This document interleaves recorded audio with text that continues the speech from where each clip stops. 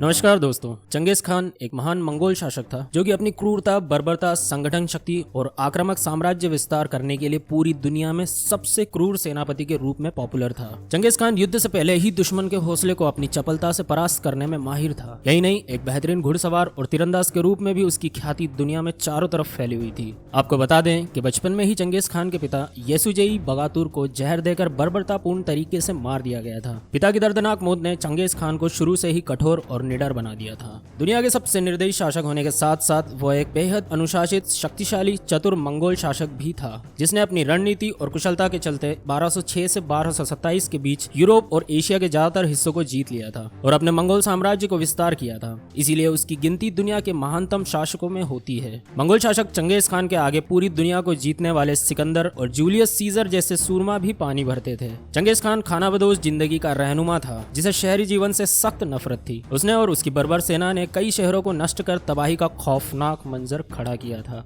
दुनिया के सबसे क्रूर सेनापति चंगेज खान ने लगभग पूरी दुनिया में अपनी फतह कर ली थी। उसने सबसे पहले यूरोप और एशिया के ज्यादातर हिस्सों को तबाह कर दिया था। इसके बाद उसने मंगोल के पूर्व में चीन के कीन साम्राज्य को भी खत्म कर डाला। फिर उसने कोरिया को जीत लिया। यही नहीं, चंगेज खान की निर्दयता का अंदाजा इस बात से लगा सकते हैं कि चीन के दक्षिण के शुंग साम्राज्य, जिसने इसकी कई युद्धों में सहायता की थी, लेकिन उसने शुंग साम्राज्य को भी नहीं बख्शा था। चंगेज खान का जन्म और प्रारंभिक जीवन। दुनिया का सबसे क्रूर सेनापति चंगेज खान 1162 ईस्वी के आसपास वर्तमान मंगोलिया के उत्तरी हिस्से के स्थित ओनान नदी के पास तेमुजिन के रूप में जन्मा था। चंगेज खान के पिता का नाम येसुजेई बगातुर था, जो कि कियात कबीले के सरदार थे। ऐसा कहा जाता है कि चंगेज खान की दाई हाथ की हथेली पर पैदाइशी खूनी धब्बा था। चंगेज खान के 4 सगे भाई बहन थे। सगे भाई जमुका से चंगेज खान की दुश्मनी। चंगेज खान का सगा भाई जमुका उसका एक भरोसेमंद साथी था। हालांकि जमुका बाद में उसका बहुत बड़ा दुश्मन बन गया। उसने अपने ताऊ औंग खान तुगरिल के साथ मिलकर जमुका को बुरी तरह परास्त कर दिया था। जमुका को हराने के बाद उसकी सैन्य शक्ति और अधिक मजबूत हो गई थी और वह आत्मविश्वास से भर गया था। इसके बाद वो कबीलों के खिलाफ युद्ध करने के लिए निकल पड़ा था,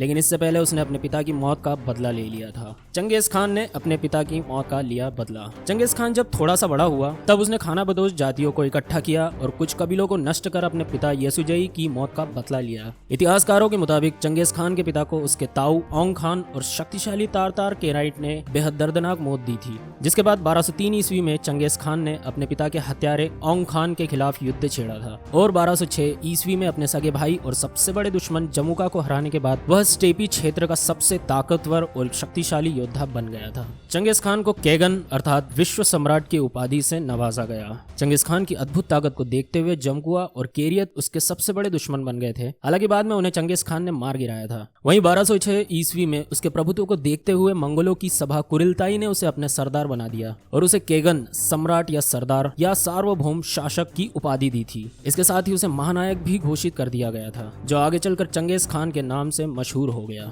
चंगेज खान ने कई कबीलों को अपने अधीन कर की विजय अभियानों की शुरुआत। मंगोलों की सभा कुरिलताई का सरदार बनने के बाद चंगेज खान बेहद ताकतवर शासक बन चुका था, जिसने अपने सैन्य और युद्ध कौशल से एक विशाल सेना तैयार की थी। कहा जाता है कि उसकी सेना जहां से गुजरती थी, उसके पीछे तबाही की कई कहानियां छोड़ जाती थी। दुनिया के इस सबसे खूंखार दरिंदे चंगेज खान ने सबसे पहले चीन में तबाही का बेहद खौफनाक मंजर तैयार किया था। चंगेज खान की क्रूर मंगोल सेना ने 1209 ईस्वी में चीन के उत्तर पश्चिमी प्रांत के तिब्बती मूल के सीलिया लोग को बुरी तरह पराजित कर दिया था। इसके बाद 1215 में पैकिंग, वर्तमान बीजिंग, पर जीत हासिल कर अपना मंगोल साम्राज्य स्थापित कर लिया था। फिर उसने दक्षिण के सुंग साम्राज्य, जिसने उनकी कई लड़ाइयों में मदद की थी, बाद में उसने इसे भी तहस नहस कर डाला था। 1234 ईस्वी तक चीनी राजवंश के खिलाफ उसने जमकर विद्रोह किया। इसके बाद वो वापस मंगोलिया लौट गया था। इसके बाद चंगेज खान ने अपने विजय अभियान के साथ यूरोप की तरफ कुछ किया। 1218 ईस्वी में कारा खितई को हरा देने के बाद उसने ख्वारिज्म की तरफ अपना विजय अभियान को आगे बढ़ाया। आपको बता दें कि 1206 से 1227 तक चंगेज खान ने चीन से लेकर समरकंद, उज्बेकिस्तान, बुखारा, Uzbekistan, Merv, Nishapur, ओट्रार, Balkh, Herat और गुरगंज जैसे विश्व के कई बड़े राज्यों को जीतकर अपना मंगोल साम्राज्य स्थापित कर लिया था। इस तरह चंगेज खान ने विश्व के करीब 3 करोड़ 30 लाख वर्ग किलोमीटर क्षेत्रफल पर राज करने वाला सबसे पहला शासक बन गया था। चंगेज खान के बाद आज तक कोई भी शासक विश्व के इतने बड़े क्षेत्र में अपना शासन नहीं कर सका। चंगेज खान का सैन्य युद्ध कौशल और सफलता का रहस्य। दुनिया का सबसे क्रूर सेनापति चंगेज खान अपने युद्ध कौशल के लिए जाना जाता था। वो जिस राज्य में भी अपना साम्राज्य साम्राज्य स्थापित करना चाहता था, अद्भुत युद्ध कौशल की वजह से वो उसे जीत लेता था। दरअसल चंगेज खान बेहद होशियारी और सावधानी पूर्वक अपनी लड़ाइयां लड़ता था।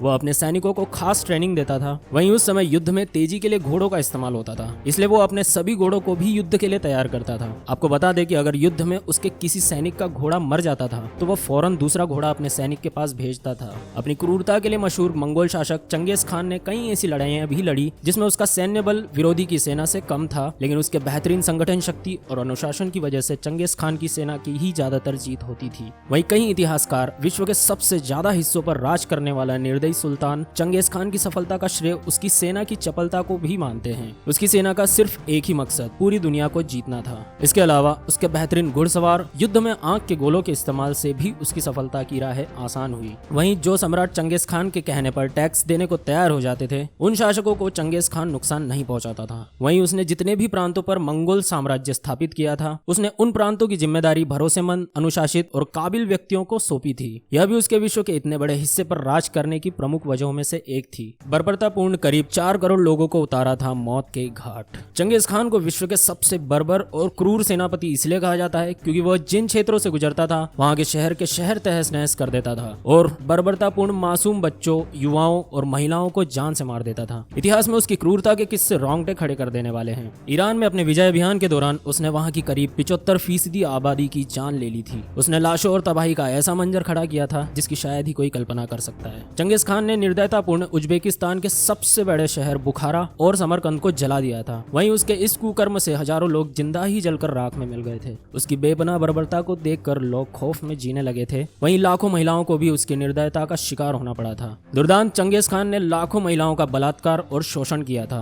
पूरे विश्व में इसका इतना खौफ था कि उसका नाम सुनकर भी लोग सहम उठते थे। भारत को रौंदना चाहता था चंगेज खान, लेकिन इरादा बदलकर वापस लौट गया। दुनिया के सबसे बर्बर और निर्दयी शासक चंगेज खान ने ईरान में ख्वारिज्म वंश के जिस शासक पर आक्रमण किया था, तब उसका उत्तराधिकारी जलालुद्दीन मंगवर्नी इसके भय से वह सिंध नदी के तट पर पहुंच गया था और फिर उसने उस समय दिल्ली के तल्ख पर विराजित सुल्तान इल्तुतमिश से सहायता मांगी। लेकिन चंगेज खान से भय से इल्तुतमिश ने जलालुद्दीन को सहायता देने से मना कर दिया था। इतिहासकारों के मुताबिक दुनिया का सबसे बर्बर शासक इल्तुतमिश पहले भारत को रोनते हुए आसाम के रास्ते मंगोलिया वापस जाना चाहता था, लेकिन इल्तुतमिश के हार मानने और भीषण गर्मी और अपनी बीमारी की वजह से वो भारत आते आते वापस लौट गया और इस तरह भारत दुर्दांत चंगेज खान की बर्बरता और भयानक बर्बादी से बच गया। चंगेज खान की मृत्यु। दुनिया का सबसे खौफनाक शासक चंगेज खान की 1227 ईस्वी में मृत्यु हो गई और उसकी मृत्यु को लेकर इतिहासकारों के अलग अलग मत हैं। हालांकि कुछ इतिहासकारों का कहना है कि चंगेज खान की मौत घोड़े से गिरने की वजह से हुई थी। वहीं चंगेज खान के बारे में ऐसा भी कहा जाता है कि वे चाहते थे कि मरने के बाद किसी को भी उसकी कब्र के बारे में पता नहीं चले, इसीलिए उसकी इस इच्छा को पूरा करने के लिए उसके शव को दफनाने गए सभी सैनिकों को मार दिया गया था। चंगेज खान की मौत के बाद उसका बेटा ओगताई उसका उत्तराधिकारी बना, जो कि चंगेज खान के विपरीत एक शांति प्रिय